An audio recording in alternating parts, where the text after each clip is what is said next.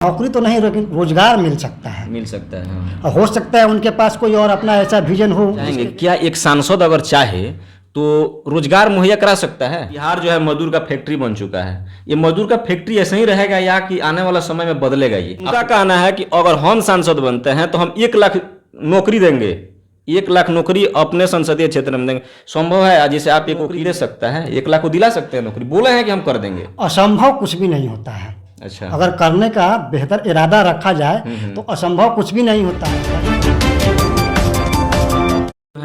आज भी समझाया जा रहा है कि आप अपने बच्चों के लिए वोट करिए। उनके अभी तक जो हम लोग वोट कर रहे थे ना, हम लोग बोलते थे कि हमको बिजली चाहिए, हमको पक्का सड़क चाहिए, हमारे यहाँ पानी की दिक्कत है, लेकिन कोई ये नहीं कहता था कि हमको शिक्षा चाहिए, हमको रोजगार चाहिए। आप जैसे आप ही बोल रहे हैं कि बिहार जो है मजदूर का फैक्ट्री बन चुका है। ये मजदूर का फैक्ट्री ऐसे ही रहेगा या कि आने वाला समय में बदलेगा? ये आपको क्या लगता है? निश्चित तौर पर हम लोग इस मजदूर की फैक्ट्री को बंद करेंगे। और हम ये चाहेंगे कि आने वाले समय में हमारे बिहार के नौजवानों को बिहार के अंदर ही 50% से एवं नौजवानों को बिहार के अंदर ही रोजगार मिल जाए, बाहर जाने की समस्या से निजात मिले।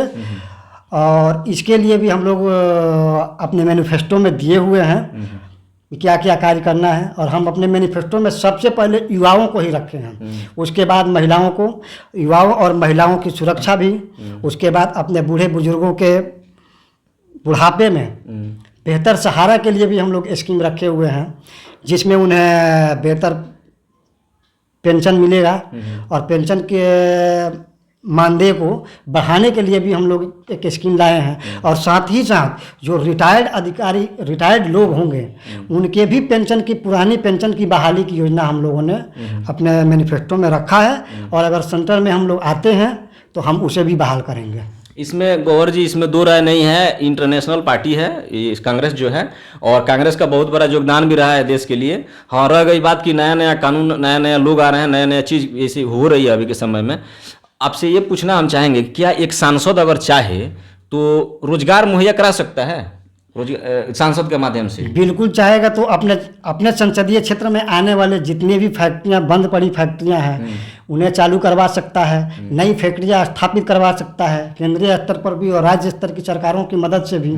उसके अलावा इन्वेस्टमेंट समिट भी यहाँ बुला सकता है, और कुछ बेहतर माहौल बने तो इन्वेस्टर्स भी आ सकते हैं ज़िले के अंदर, और इन्वेस्टमेंट भी अपना कर सकते हैं, जिससे छोटे छोटे कल कारखाने चालू हो सकते हैं।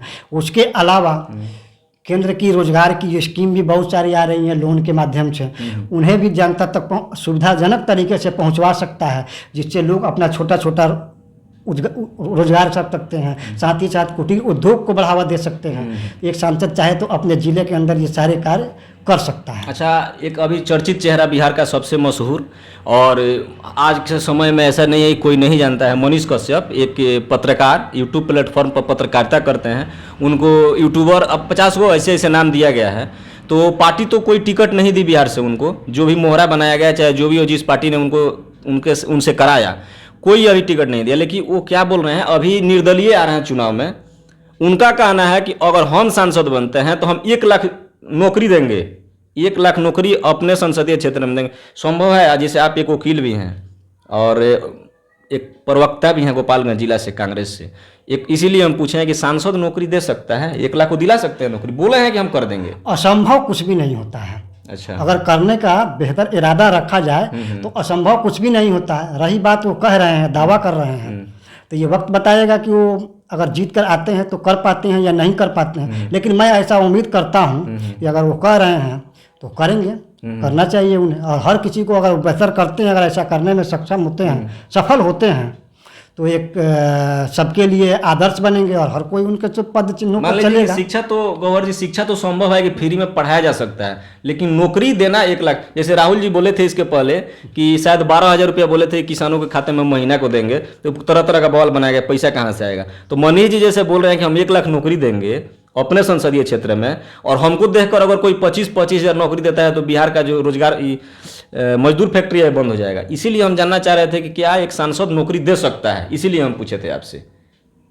सांसद अपने संसदीय क्षेत्र में अगर बेहतर उद्योगों को हल्ला। बढ़ावा दिलाने में काम करे तो लोगों को नौकरी तो नहीं लेकिन रोजगार मिल सकता है। मिल सकता है, हाँ। और हो सकता है उनके पास कोई और अपना ऐसा विजन हो जिसके बेस पर कह रहे हों, इसको तो वही जानते हैं। लेकिन जहाँ तक है देने का, अगर वो देने के लिए ऐसा कह रहे हैं तो मेरी शुभकामना है कि वो ऐसा करने में सफल हों और दें तो हमें खुशी होगी। लेकिन ऐसा भी हो सकता है कि ये मोदी जी के जुमले की तरह ना निकल जाए। हो सकता है, अभी कुछ भी हो सकता है, यहाँ कुछ भी हो सकता है, बिहार है। अच्छा, आप एक चीज़ और, ये गोपालगंज में आरजेडी के खाता में गया, अभी आरजेडी से आ रहे हैं यहाँ से, तो ऐसा कोई चेहरा तो अभी नहीं है क्लियर? अभी एक दो रोज में नाम क्लियर हो जाएगा तो आपको बता दिया जाएगा। तो जब नाम क्लियर होगा तो फिर हम आपसे बात करेंगे, इसी मुद्दे पर बात होगी। और हम चाहेंगे कि जिला के प्रवक्ता, यूथ प्रवक्ता होने के नाते कांग्रेस से, और आपका स्टेटमेंट जाए और वहाँ जाए, कम से कम लोग समझें कि हमको करना क्या है। बिजली, पानी और राशन के लिए हम लोग वोट दे चुके हैं, हमको राशन मिल रहा है, हमको पानी मिल गया, हमको रोड भी बन गया, बिजली भी चल रहा है, सब चीज़ ठीक है, लेकिन शिक्षा और रोजगार कब मिलेगा, इस चीज़ के लिए वोट करना है। इस बार कांग्रेस के प्राथमिकता में यही चीज़ है, युवाओं को ज़्यादा से ज़्यादा रोजगार देना और शिक्षा का सुधार करना और राष्ट्र की सुरक्षा के साथ जो खिलवाड़ हो रहा है उस खिलवाड़ को ख़त्म करना। ये वर्तमान केंद्र की सरकार सिर्फ हवा में ये कह रही है कि हम राष्ट्र की सुरक्षा कर रहे हैं, और रियलिटी ये है कि इन्होंने राष्ट्र की सुरक्षा को पूरी तरह से धूमिल किया है और सेना को भी इन्होंने कमज़ोर कर दिया है। और दूसरे मुल्क जो कभी आंख दिखाने की हिम्मत भी नहीं करते थे, जो नेपाल जैसा मुल्क, वो भी आज हमारे देश के खिलाफ बोलता हुआ नजर आ रहा है। बिल्कुल बिल्कुल। तो इसके लिए मैं यही कहूँगा कि हाँ,